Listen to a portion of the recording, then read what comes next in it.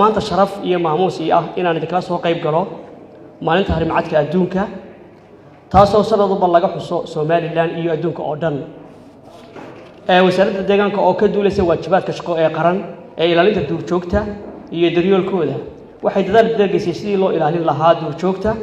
gaar ahaan harimacadka oo adduunka ka sii dabar go'aya sidii xaqiijiye warbixino la diyaariyay oo lagu sheegay inay adduunka ku hadhay in ka yar 7,000 oo xabo ujeedada looga gol leeyahay xusidda iyo weynaynta maalintan waxay tahay in aynu bulshadeena Soomaaliland ku wacyigelino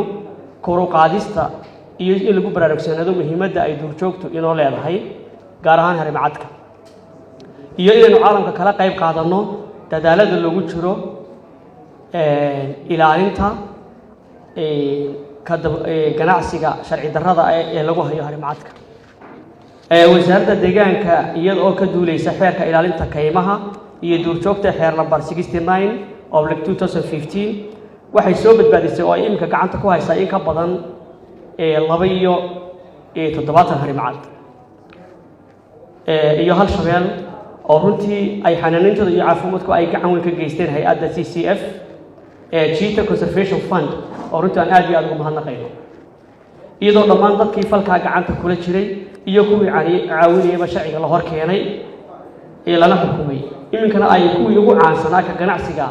sharci darrada ah ee xayawaanka jiitaha ay ku jiraan jeelasha Soomaaliland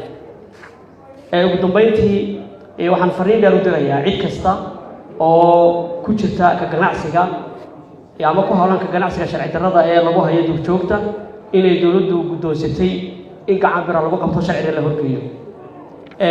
halku dhigeena sanadkan waxa weeyaan muwaadin duurjoogta u duurkeeda ku noolatay marka runtii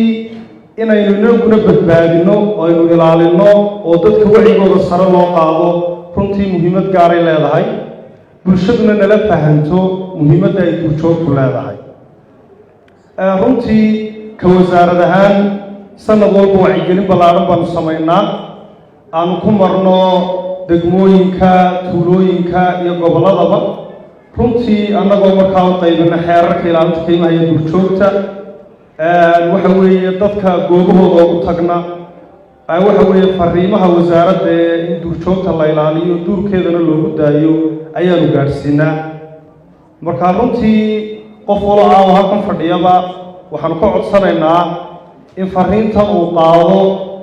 oo guri walba la geeyo in muwaadin walba uu duurjoogta duurkeeda ku ilaaliyo ilaahay subxaanahu wa tacaala kown ku dhigay waxna ilaahay subxaanahu wa tacaala bilaa sabab uma abuurin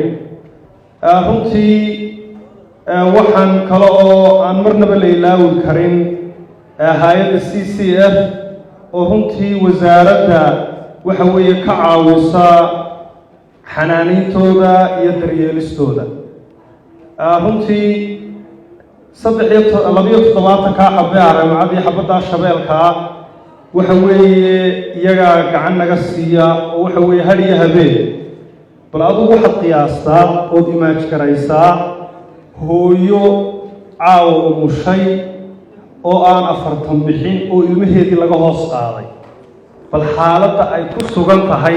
marka maanta ilmihii laga hoos qaado sidaas si lamida ayaa waxa weeye dhalaha laga soo hoos qaado hooyaduna ay xaaladda u dareentaa oo sida warbixinada lagu daawaco qaar stresska ayna xamilinba oo ay u dhintaan